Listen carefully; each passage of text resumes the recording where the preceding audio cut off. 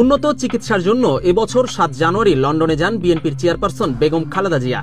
তখন থেকেই আলোচনা ছিল ১৭ বছরের নির্বাসন শেষে মায়ের সঙ্গেই দেশে ফিরবেন বিএনপির ভারপ্রাপ্ত চেয়ারম্যান তারেক রহমান। এই ৪ মাসে একাধিক মামলায় সাজা বাতিল হওয়ায় আরও দৃঢ় হয় সেই আশা। দলের দুই কাণ্ডারিকে একসঙ্গে স্বাগত জানানোর প্রতীক্ষায় ছিলেন বিএনপির নেতাকর্মীরা। ৪ মাস চিকিৎসা শেষে গত মঙ্গলবার দেশে ফিরেছেন বিএনপির চেয়ারপারসন বেগম খালেদা জিয়া। সাথে এসেছেন দুই পুত্রবধূ জোবাইদা রহমান ও সৈয়দ শামিলা রহমান শীথে।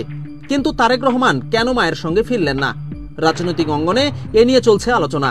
শুধু তাই নয়, কবে নাগাদ তিনি ফিরবেন সে বিষয়েও বিএনপির গুরুত্বপূর্ণ নেতারাও স্পষ্ট কিছু বলতে পারছেন না।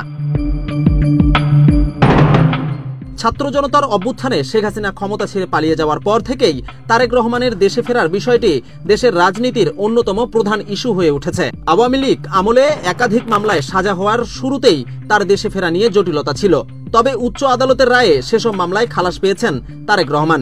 সর্বশেষ ২০ মার্চ একটি মামলায় খালাস পাওয়ার পর তার আইনজীবীরা জানিয়েছিলেন তারেক রহমানের দেশে ফিরতে আর কোনো বাধা নেই। তাহলে বিএনপির ভারপ্রাপ্ত চেয়ারম্যান কবে দেশে আসবেন? এমন প্রশ্নের উত্তরে নতুন তথ্য দিলেন দলটির শীর্ষ পর্যায়ের নেতারা। জনাব তারেক রহমান ওখানে আছেন, ওনার মেয়ে ওখানে আছে, ওখানে আবার কয়েকদিনের মধ্যে আবার যাবেন। দ্রুতই দেখবেন জনাব তারেক রহমান সহ আবারও দেশে প্রত্যাবর্তন করবে। সকল কর্মসূচিতে তিনি ভার্চুয়ালি থাকেন। এখন তিনিও আপনার মতো আমার মতো উদ্গ্রীব যে তিনি কখন দেশে আসবেন। আমাদের প্রত্যাশা যে খুব তাড়াতাড়ি তিনি আসবেন, সেই প্রস্তুতি তিনি নিচ্ছেন।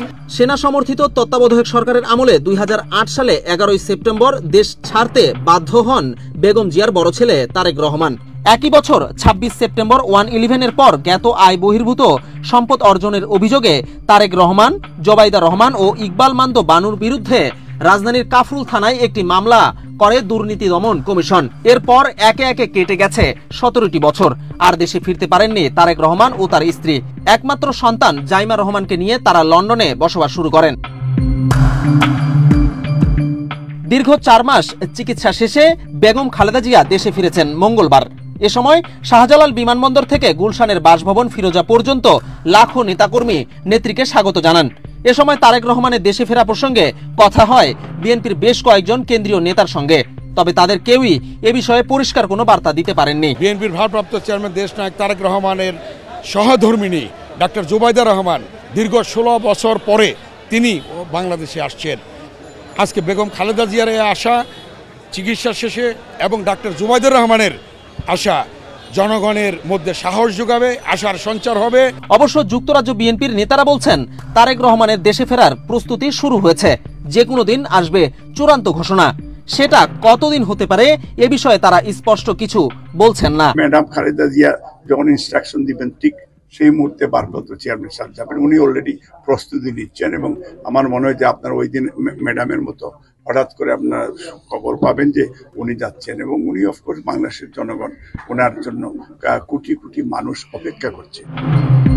বিজন কুমার, বাংলাদেশ প্রতিদিন।